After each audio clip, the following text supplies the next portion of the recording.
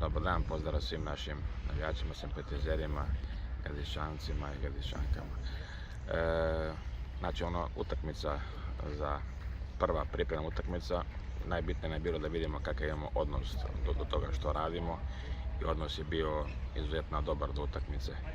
Ostalo nam treba još vremena da se uigramo, ali smo izuzetno zadovoljni s ovim mladim igračima i ovih ostali koji su došli. Momci rade dobro, predano i stvari teku tamo gdje treba da idu. Dinamičko, 2-1, 2-2, naprijed, noga.